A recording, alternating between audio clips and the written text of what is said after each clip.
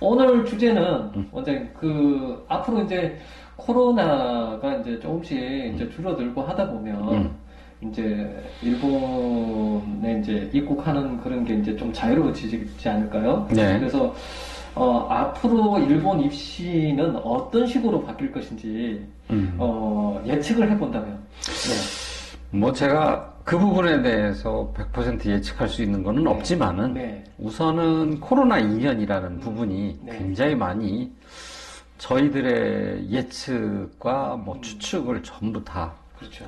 다 무너뜨려가지고 맞아요. 올해 이제 입국하는 학생들, 그러니까 작년까지 공부를 해서 작년 이재율을 공부해서 올해 입학 입시를 치르는 학생들 같은 경우에는 저 이외에도 저와 잘 알고 있는 일본어 네. 이제 유학을 하시는 원장님들이 있으셔서 네. 그쪽에다 연락을 이제 의견 교환도 하고 네. 정보 공유도 좀 하거든요. 그래서 이야기를 들어보니까 올해 입시 같은 경우에는 점수를 예전 같으면은 굉장히 높은 점수인데도 불구하고 네. 1차 서류 접수에서부터 벌써 떨어뜨리는 경향도 되게 많고 게다가 합격률이 좋질 않아요. 왜 그럴까요, 그게? 글쎄요. 그 부분이 네. 그러니까 아마 학생들을 합격을 시켜도 네. 입국도 할 수가 없었고 입국도 할 수 없고 이제 여러 가지 본인들이 관리하기가 또 힘들잖아요. 또 네. 일본으로 또 입국도 못하는 상태에서 2년 전 같은 경우에 합격을 했음에도 불구하고 일본에 입국을 못해서 2년간 방송통신대학도 아니고 2년간 줌으로 수업한 네. 학생이 저희가 있어요. 네. 학생들이. 네. 그래서 올해 4월 달에 입국을 하는데 3학년으로 입국합니다. 그러면 일본이라는 나라 자체가 대학교가 3학년 2학기부터 취업에 들어가거든요. 근데 일본에서 생활을 한 적이 없는 학생이 일본에 가서 불과 몇 개월 만에 취업 준비를 한다? 이거 굉장히 위험한 거거든요. 네. 위험하기도 하고 학생들도 굉장히 불안하기도 할 거고. 그렇죠. 적응이 일단 잘 안 되기도 할 거고. 그렇죠. 네. 그러니까 일본을 파악하기도 전에 네. 뭐 학년 수는 올라갔고 하다 보니까 지금 이제 4월에 입국하면 2학기면은 이제 9월 네. 불과 몇 개월이에요. 5개월, 6개월 만에 취업 준비한다. 네. 과연 학생들이 적응을 할 수 있을까에 대한 저도 굉장히 걱정이 좀 되는 편이고 일본 대학 입장에서도 자기 학교를 입학을 시켜놨는데 3학년이 돼서 온 학생들이 있다 보니까 네. 학교에서도 상당히 좀 부담은 좀 많이 될 것 같아요. 그래서 그런지 그것까지는 잘 모르겠습니다만은 지금 학생들이 합격률이 좋지는 않습니다. 네. 좋은 점수를 받았음에도 불구하고 전반적으로 다 안 좋아요. 그렇구나. 잘 합격도 시켜주지도 않고 그 다음에 일본으로 직접 와서 면접을 보라는 학교들도 꽤 있었고 네. 저도 들은 것 같아요. 그러다 보니까 학생들이 또 지원을 또 안 해요. 그러다 보니까 저조하죠. 네. 일본에 살고 있는 어학교 다니는 학생들이나 네. 그런 학생들만 공부를 해서 일본에서 뭐 입학할 수 있는 그 기회가 조금 넓어졌으면 넓어졌지 외국에 해외에서 사는 학생들은 일본으로 대학을 준비했을 때 이번 같은 경우는 상당히 저조합니다. 그렇겠네요. 그래서 2년간의 공백 기간, 네. 이제 올해 이제 또 공부해서 네. 내년에 입학할 학생들을 조심스럽게 예측을 하자고 보면은 2년을 거치면서 느낀 게 입시 요강 중에서 네. 상위권 대학들이 네. 영어의 비중을 상당히 많이 네. 요구를 하고 있습니다. 영어 비중. 네. 일본어도 막 요구는 하고는 있지만은 일본어 실력이 워낙 올랐어요. 학생들 자체가. 평균 그래서 수준이 다 올랐다. 평균이 다 올랐어요. 네. 그러다 보니까 그 평균보다도 훨씬 더 맞아야 되는 거고 그리고 점수라는 것 자체가 경계선이 네. 조금 모호해진 부분이 좀 있어요. 그러니까 일본어 이재유 같은 경우 일본어 성적만 가지고서는 이제 상대평가다 보니까 네. 만점이 371, 372, 뭐 373까지도 갈 수도 있고요. 그 정도 점수가 나오는데 예전 같으면은 뭐 350점 이상이면 뭐 웬만큼 지원할 수 있겠다 네. 싶어서 그렇게 지원들을 네. 했는데 서류심사에서부터 떨어뜨리는 경우 뭐 특별하게 뭐 지망 이유서가 예전부터 제가 뭐 한 20년 이상을 봐주고 있는데 네. 충분히 이 정도면 잘 썼다 할 정도로 지망 이유서도 쓰고 웬만큼 다 충족된 점수를 가지고 예전에는 그런 충족된 점수를 가지고 지원했음에도 불구하고 면접도 볼 기회를 주지 않는 경우가 상당히 많이 있었어요. 뭐 여러 가지 뭐 이유가 뭐 한 가지만 있는 건 아니겠네요. 네, 복합적일 것 네. 같습니다. 네. 본인들도 학생들 케어하기가 되게 힘들거든요. 네. 줌 수업으로 이어간다는 것도 좀 힘들고. 네. 지금 오미크론 자체가 네. 언제 어떻게 또 변형이 될지도 그렇죠. 모르는 상황이다 보니까 본인들도 약간 조심스러운 부분이 있지 않을까라는 생각이 있습니다. 그래서 앞으로 조심스럽게 예측을 한다고 보면은 네. 일본어는 기본이고요. 네. 일본어는 기본이고 영어 점수와 네. 그다음에 종합 과목 점수 그리고 수학 점수 음. 이런 부외적인 부분 일본어는 기본으로 우선 깔고 가셔야죠. 그 외적인 부분에서 네. 약간 자신의 두각을 좀 나타낼 수 있는 실력을 좀 드러낼 수 있는 네네. 부분이 좀 필요해지지 않을까라고 저는 생각을 하거든요. 어. 그러니까 종합 과목 같은 경우는 세상을 읽을 수 있는 능력이 필요하거든요. 네. 전 세계를 어떤 식으로 이 세상이 발전해 왔고 어떤 식의 뭐 전쟁과 또 어떤 고난을 겪어서 이렇게 현대 사회가 이루어졌는지에 대한 부분을 학생들이 알아야 되는 부분인데 이제 그런 부분이 요즘 학생들 같은 경우는 본인과 직접적인 관계가 없으면 네. 잘 그런 부분에 대해서 관심을 좀 안 갖거든요. 그렇죠. 그래서 학생들한테 제가 이제 추천하자면 좀 뉴스 좀 보세요. 뉴스 봐야 됩니다. 뉴스도 보고 국제 정세라든가 뭐 사람이 흥미와 네. 그 다음에 말초신경을 자극하는 그런 내용들에 흥미가 더 많이 가겠지만 이 세상을 등지고 살 수는 없거든요. 그렇죠. 세상 돌아가는 거를 조금 많이 좀 봐야지. 그래야지 어느 나라에 무슨 일이 생기고 어떤 나라에 뭐가 좀 잘 나오고 어떤 식의 역사를 거쳐서 저 나라가 저렇게 됐는지에 대한 부분도 조금 좀 신경을 써서 좀 봐야 되는 부분이 그렇죠. 있어요. 그러니까 학생들이 사실 그 고등학생 때 보면은 세상이 어떻게 돌아가는지 이런 거에 대한 관심을 많이 가진 것 자체가 학생들한테는 쉽지 않은 일이잖아요, 사실. 그렇죠. 요즘 보면은 뭐 일확천금을 노리는 그런 부분들이 상당히 많이 있지 않습니까? 네, 뭐 네. 비트코인에서부터 시작을 해서 뭐 유튜브도 네. 그 중에 하나고요. 이거를 직업으로 이거를 하겠다라는 부분에 대해서는 좀 많이 생각해야 될 부분이 있어요. 네. 젊은 나이인데 되게 꿈을 펼칠 수 있는 기회도 되게 많고 세상을 볼 수 있는 기회도 되게 많은데 그렇죠. 그런 부분을 간과하고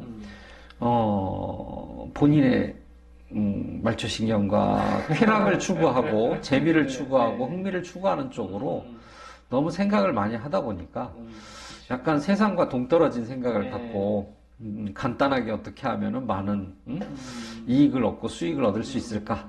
그리고 나는 어떻게 멋지게 살 수 있을까라는 그렇죠. 부분. 자기만의 상상에 갇혀 있어서 그렇죠. 그런 경우가 많이 있는 것 같아요. 그렇지만은 이야기를 해보면은 속빈 강정 같은 경우가 굉장히 많다 보니까 일본의 일본으로 대학을 가는 학생들이라면 약간의 그런 기초적인 기본적인 지식 정도는 쌓아둬야 될 것 같고 그리고 면접이나 그런 부분에 있어서도 제가 이제 최근에 이제 이 유튜브를 하면서 네네. 뭐 여러 가지도 찾아보고 그렇죠. 그랬습니다만은 네.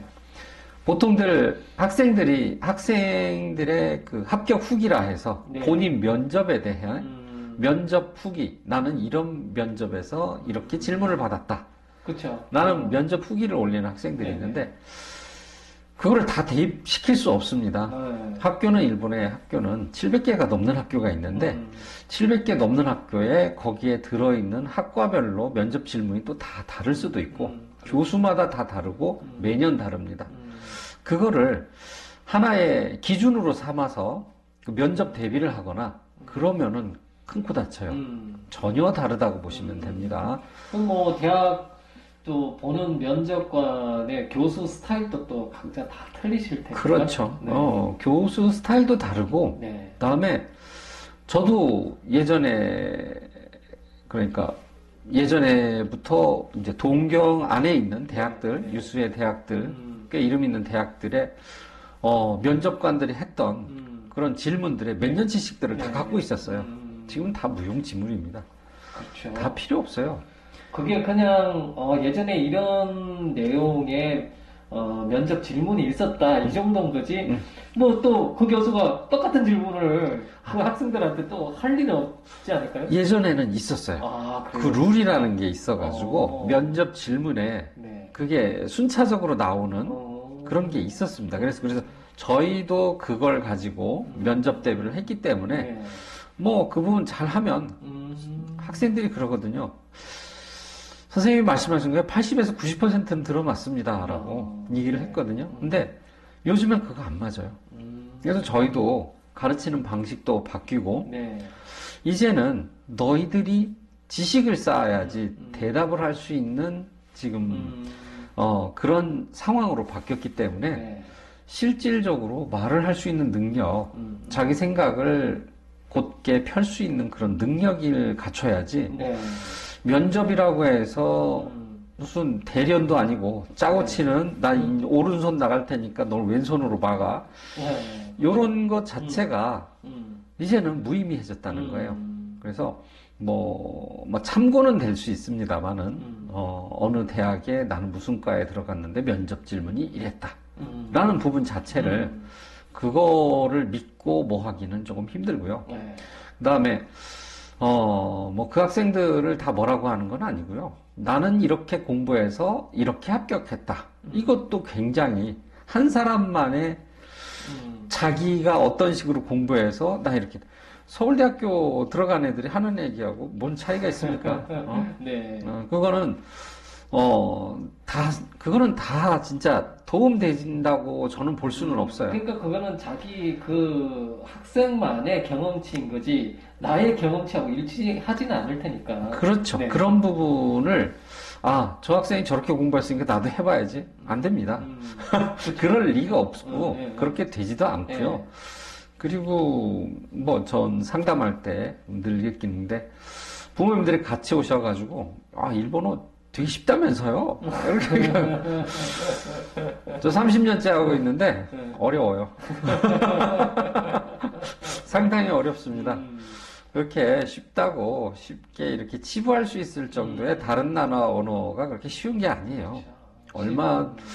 뭐 우리나라 국어가 쉬운가요? 그렇죠. 쉽지 않습니다. 깊이 들어가면 엄청 어렵죠. 우리나라 그렇죠. 국어도. 그렇기 네. 때문에 쉬운 건 세상에 없습니다. 그래서 맞아요. 일본어는 이재유에 나오는 일본어는 기본적으로 잘 막자는 기본이고요. 나머지 실력에서 조금 더 자기를 일본어가 다 비슷비슷해요. 점수가 이제 어떻게 보면은 평준화가 될 수도 있어요. 그 네.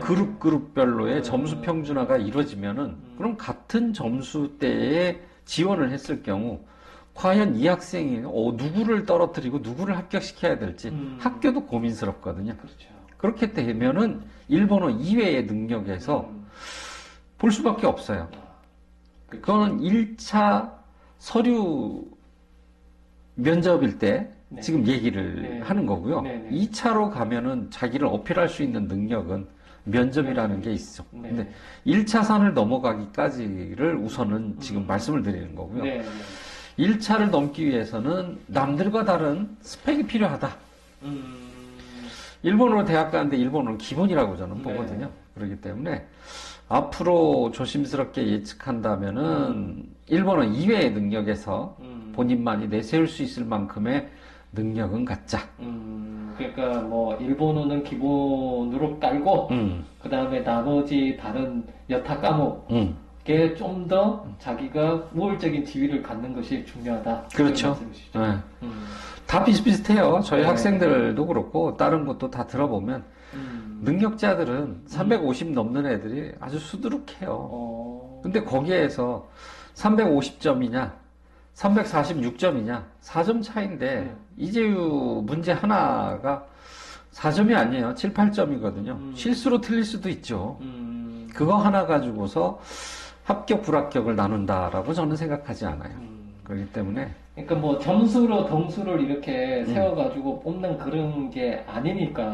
네. 다른 능력에서 훨씬 그 학교 측에서 이 학생을 뽑아야 될 이유에 네. 만족시킬 수 있는 부분에서 자기를 드러낼 수 있는 부분이 좀 필요해지지 않을까라고 저는 생각합니다. 예. 그 앞으로 일본 입시에 대한 예측을 해봤는데 학생들 좀 잘 참고했으면 좋겠고요. 네. 또 다른 한 가지는 최근에 일본이 전 세계는 다 인플레이션인데 일본은 디플레이션이라고 하더라고요. 네네. 네, 그래서 향후 일본 유학에 대한 전망을 어떻게 평가하고 계시는지 그 부분에 대해서 얘기해주세요. 이 부분도 네. 저도 유튜브를 하고 있지만 네. 다른 분 유튜브도 참조가 되거든요. 네. 뭐 제가 느꼈던 부분하고 거의 동일시 되는 부분도 네. 있고 저도 그 부분이 굉장히 걱정스럽기도 하고요. 네. 우리가 일본은 선진국이라고 생각을 하잖아요. 그렇죠. 뭐 굉장히 오래전부터 네. 선진국이었고 저희는 선진국이라는 명칭을 듣게 된 게 작년부터인가요? 네. 작년부터 선진국이라는 명칭을 듣게 됐고 일본은 굉장히 오래전부터 선진국이라는 명칭을 들었는데 일본의 선진국은 그냥 변함없는 선진국이 됐어요. 오르는 선진국이 아니라 그냥 그대로 세월이 지나도 잃어버린 30년 동안 변화 없이 그대로 유지되는 선진국이죠. 네. 저희 나라는 한 30년 동안 한 2.5배 정도 월급도 오르고 네. 많이 발전했죠. 엄청나게 많이 올랐거든요. 네. 근데 일본은 선진국이라는 이름이 그냥 유지만 됐을 뿐 나라 자체가 네. 올라가는 선진국이 아니라 평준화된 선진국이 돼 있다 보니까 일본에 가서 취업을 하면 우리나라 대기업하고 비교하면은 월급이 작아요. 네. 월급이 작습니다. 그러면 이제 학생들이 일본 유학 가가지고 일본에 있는 기업에 과연 내가 취업을 해야 되나? 뭐 이런 생각을 할 수도 있을 것 같아요.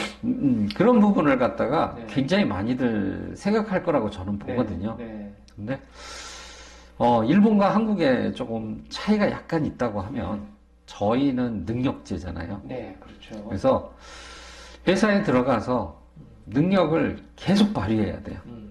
그렇죠. 뭔가 즙이 나올 때까지 네. 나올 수 있는 한 최대한 즙을 짜내야 되는 무한 경쟁이잖아요. 그렇죠. 네. 그 즙을 계속 짜내야 되니까 지치고 그렇죠. 그러다가 어느 날 내놓을 게 없으면 어느 날 갑자기 자 그렇죠. 나와야 되는 네. 거죠. 네. 이제 희망퇴직 받잖아요. 네. 희망퇴직 받고 그리고 본인이 더 올라갈 수 없겠다 싶으면은 본인들이 알아서들도 나오고 그렇죠. 그런 경우가 있다 보니까 이러한 경우가 30대에도 찾아오고 막 늦게 찾아오면 40대에도 찾아오는데 그렇게 꾸준히 올라갈 수 있는 사람이 그렇게 많지 않은 게 또 저희 나라 현실이거든요. 그렇죠. 네. 그러다 보니까 우리나라는 젊었을 때 한참 돈 벌 때 왕창 벌어야 되는 그렇죠. 그래서 네. 벌어서 쌓아놔야지 노후에 가서 그 이제 잘 풀어야 돼요. 근데 그 벌어가지고 네. 그걸 또 딴 거 하겠다고 그렇죠. 했다가 탕진하면 안 되죠. 이제 그렇게 돼버리면 또 이제 힘들어지는 네. 경우가 있고 일본이란 나라 자체는 왕창 주지는 않는데요. 네. 그냥 회사에 다니면은 정년 퇴직까지 큰 걱정 없이 나눠서 계속 준다고 보시면 돼요. 네. 본인이 그래도 일은 해야죠. 네. 일은 계속 하는데 저희 나라는 젊었을 때 왕창 즙을 짜낼 때 왕창 짜서 네. 이렇게 전부 다 주는 네. 편이고 일본은 조금씩 짜서 정년 퇴직까지 그렇게 가는 거예요. 그러니까 정년 퇴직 때까지 자기의 직업에 대한 불안정은 없을 것 같아요. 그렇죠. 네. 그러니까 그러니까 본인이 그것도 잘 해야겠지만은, 뭐든지 다 그러겠지만은, 네. 열심히 본인이 산다는 것처럼 해서 일본에서 뭐 취업해서 산다고 하면, 제가 봤을 때는 일본은 우리가 보통 이제 인생을 1,000만 원으로 기준을 das을 네, 때, 네. 1,000만 원을 일본처럼 잘 쪼개서 1,000만 원에 가느냐, 아니면 우리나라처럼 젊었을 때 1,000만 원을 1,000만 원을 젊었을 때 3분의 1 기간 지났을 때 1,000만 원에서 한 900 주고 나머지 100만 원으로 본인이 어떻게 사느냐, 이런 것 같아요. 제가 봤을 때는. 그래서 그런 부분에서의 좀 차이가 있죠. 그래서 지금 당장 봤을 때는 사람들이 봤을 때는 우리나라 월급도 더 많은데, 그리고 그리고 우리나라 잘 보면은 아시겠지만은 이제 배달하시는 분도 뭐 나의 꿈을 위해서 뭐 비싼 외제차 1억짜리 넘게 타고 다니고 난 배달을 한다, 이런 뉴스도 봤거든요. 근데 저희 나라 그렇잖아요. 젊었을 때 그렇게 딱 돈을 벌면은 좋은 차도 타고, 그렇죠. 그죠? 네. 뭐 우리나라가 좀 그게 더 심한데, 아마 그렇죠. 찍으러 다니고 뭐 좋은 데 다니고 뭐 젊어서 한참 젊을 때 굉장히 자기가 잘 나가는 모습을 그렇죠. 이렇게 보여주는 거에 네. 조금 많이 좀 쓰는 편이잖아요. 그러다 보니까 그런 부분을 못 쫓아가는 사람들은 또 거기에서 또 빈부의 격차를 굉장히 또 느끼고 힘들어하고, 이제 그런 부분이 있는 거에 비해서는 일본이라는 나라 자체는 제가 봤을 때는 회사 다니면서 차 못 삽니다. 사지도 않고요. 못 사요. 그 월급 갖고 살 수도 없고, 일본에서 생활하면서 차 끌고 다닌다. 그거는 일본 뭐 동경을 기준으로 따졌을 때 주차비 감당도 안 되고, 일본은 차고지 증명이라고 있습니다. 차를 사면 자기 주차장을 증명을 해야 돼요. 그래야 차를 살 수 있는 거라서, 동경 같은 경우 차고지 증명하려면은 가격에 따라 다릅니다만, 저희 지인 같은 경우는 한 달에 5만 엔, 50만 원이 좀 넘죠. 한 52만 원 내야죠. 보험료 내야죠. 뭐 시내 한번 나가서 주차비 내야죠. 뭐 그리고 일본 딱지값이 굉장히 비싸요. 뭐 주차 위반하면은 뭐 25만 원, 30만 원 그냥 나갑니다. 그러니까 법규는 확실하게 지켜야 된다, 이러다 보니까 이게 애물단지죠. 웬만큼 살지 않는 이상 애물단지인 거죠. 그렇겠네요. 네. 그러다 보니까 젊은 사람 같은 경우 자기 월급에서 그냥 돈 100만 원 그냥 차값은 별도로 하고 돈 100만 원이 그냥 나가죠. 거기다가 뭐 차를 갖다가 구입한다고 하면 그거에 월 할부도 나갈 거고 하다 보면은 월급에서 카푸어가 되죠. 그렇기 때문에 그 젊은이들도 그러면 그 차에 대한 욕망이라든가 뭐 이런 것도 그렇게 크지도 않겠네요. 그렇죠. 차를 끌고 다니는 건 그렇다고 볼 수 있어요. 저는 좀 잘 사는 애들 빼는 부모님의 덕을 보지 않은 이상 본인이 차를 사서 그걸로 남한테 드러내고 그걸 자랑하고 그런 사람은 별로 못 봤고요. 그 다음에 우리나라 드라마를 보고 일본 드라마를 보면요, 일본은 대부분 나오는 게 전철에서 나옵니다. 일반 서민 생활이 나와요. 근데 저희 나라 드라마 보면요, 그렇죠. 와 진짜 20대 후반인데 무슨 직함부터가 다르고 만나는 건 거의 최고급 호텔이고, 맞아요. 차는 다 외제차고, 이거는 거의 희망사항. 드라마 자체가 젊은이들의 어떤 자극적이고 뭔가 막 욕망을 쫓아가는 그런 게 부각되다 보니까 그런 게 있더라고요. 그런 게 좋아서 저희 뭐 K 한류 드라마가 인기가 있다고는 하는데, 솔직히 현실감 제로고요. 저는 현실감은 거의 없다고 보거든요. 근데 일본의 젊은이들의 이야기를 보거나 그런 걸 봤을 때는 드라마 자체가 차로 나오는 건 별로 없습니다. 거의 젊은이들이 만나는 곳은 전철에서부터 그렇게 나오는 장면도 많고요. 되게 소박하네요. 소박하기다 보기는 조금 약간은 네. 현실 세계를 우리나라처럼 뻥튀기 하지는 않은 것 같아요.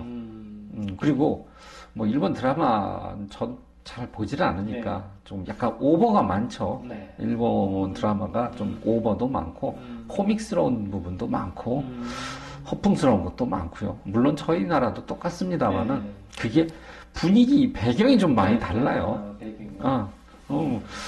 저희 나라 드라마 보시면 아시겠지만은 집에 들어가면은 아버지가 제왕이에요. 가운데 네. 딱 의자 네. 가운데 있고 양쪽으로 앉아서 자식들이 이렇게 앉잖아요.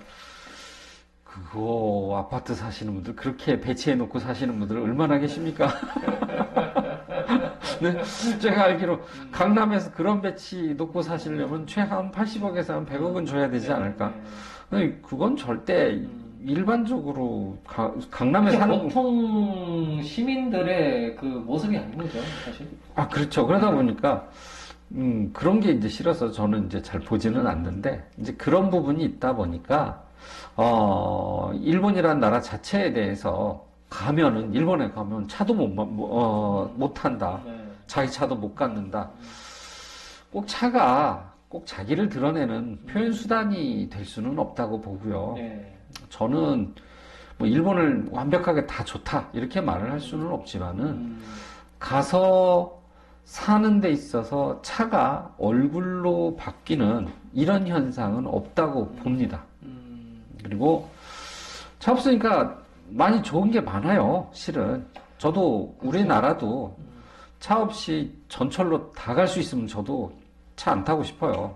그렇죠. 그만큼 교통망이 잘 되어 있으면 굳이 뭐 자기 승용차가 필요 없겠죠. 한 가지 더 우리나라를 조금 더 깐다 그러면 이 자전거 도둑 너무 많아요. 자전거 2번 샀다가 일주일 내에 2대 다 잊어버리고 저 다시는 한국에서 자전거 안 타거든요. 무슨 자전거를 그렇게 쉽게 도둑질해 가는 나라 그래놓고 무슨 저는 그 부분에 대해서는 전혀 동의를 하지 않고요. 뭐 각종 유튜브에서 보면 국뽕에 빠져서 여러 가지 우리나라는 이래서 좋다 그러는데 무슨 기본 의식 자체가 벌써 그 부분은 아닌 것 같아요. 그래서 일본이란 나라 자체에 가서 네. 자기가 할 수 있는 부분에서 차근차근 그렇게 스트레스 받지 않으면서 그러니까 내가 이 순간에 모든 걸 다 짜내야 된다라는 그런 스트레스 없이 일본에서 차근차근 나이 먹어가면서 곱게 늙어갈 수 있는 기회를 갖는다면 일본도 나쁘지 않은가라고 저는 생각을 할 뿐이죠. 그러니까 그런 어떤 모습을 동경하는 학생들도 꽤 있는 것 같더라고요. 그러니까 그 일본의 그 예전 모습을 그대로 유지하면서 계속 나아가는 그런 모습도 애들은 저는 그것도 그렇지만은 일본에서의 다른 점은 한국에서만큼 스트레스가 없어요. 어떤 스트레스냐? 빈부격차에 대한 스트레스.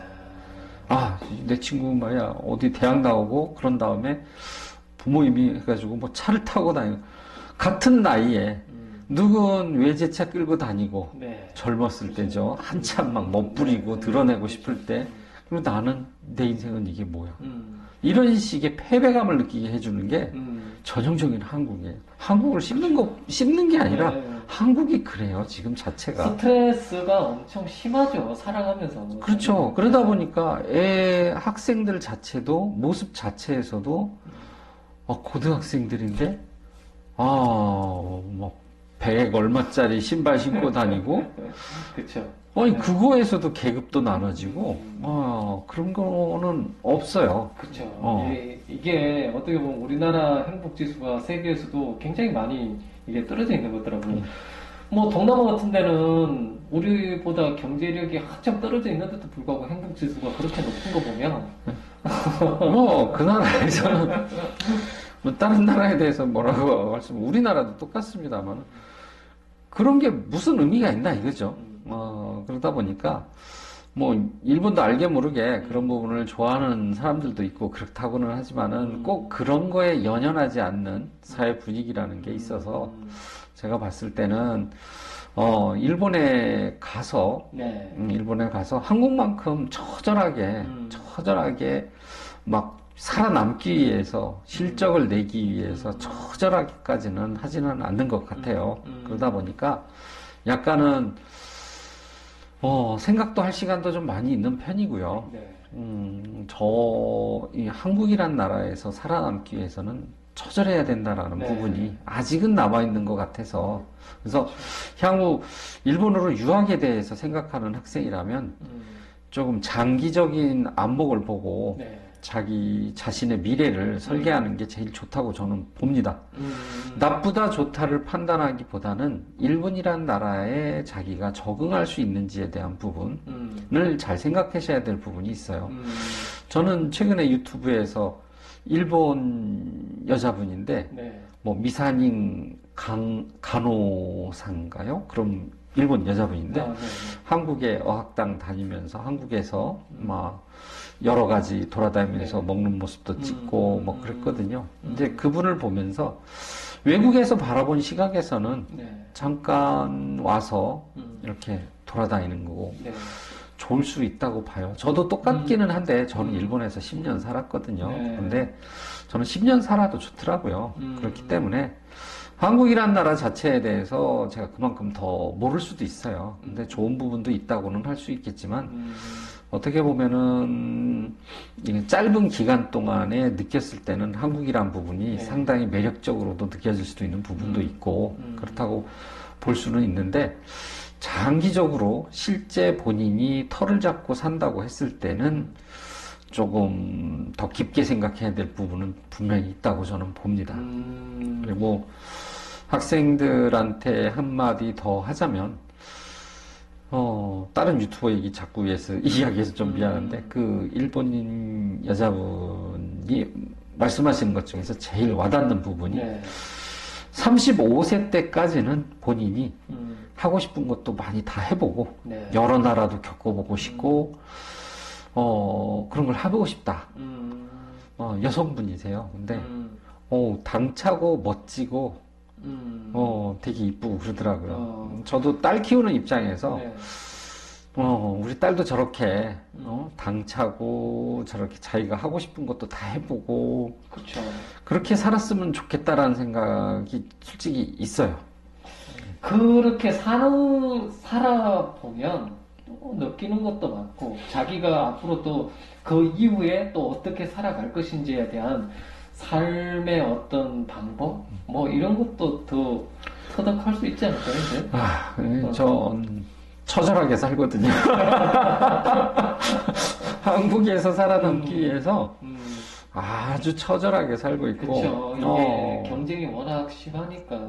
여기에서 살아남으려고 하니까 이게 보통 일이 아니더라고요. 그리고 그러니까 모든 부분에 있어서 교육적인 부분에 있어서도 한국과 일본의 차이가 워낙 극명하다 보니까 일본이란 나라 자체에서는 지금은 이제 많이 잠잠해졌거든요. 우리나라는 아직도 학구열이 막 차가지고 부모님들이 경쟁하듯이 학원 보내고 막 그 사교육비 엄청 많이 든다고들 많이 하잖아요. 이제 그런 부분에 있어서는 일본은 조금 많이 지금 잠잠해져 있는 편이라서.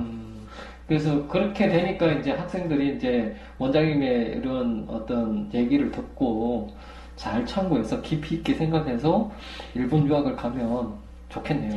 그러니까 너무 허황된 꿈은 네. 없어요. 일본이란 나라 자체를 잘 생각하셔야 될 부분이 제가 꼭 충고를 드리자면 일본에서 대박 치고 일본에서 막 떼돈을 벌고 이런 거는 없습니다. 네.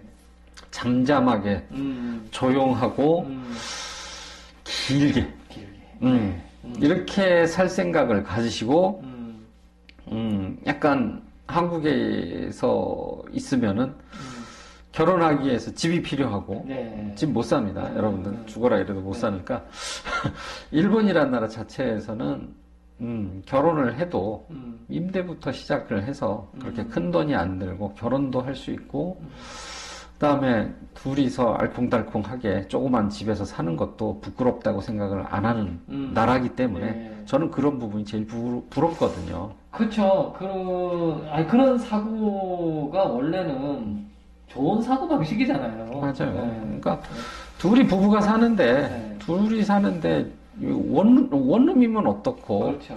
그렇게 생각을 해야 되는데 우리나라 인식으로는 조건들이 너무 많죠. 도저히 그러면 결혼 못 시켜 이런 식의 네. 나 그러면 결혼 안 해.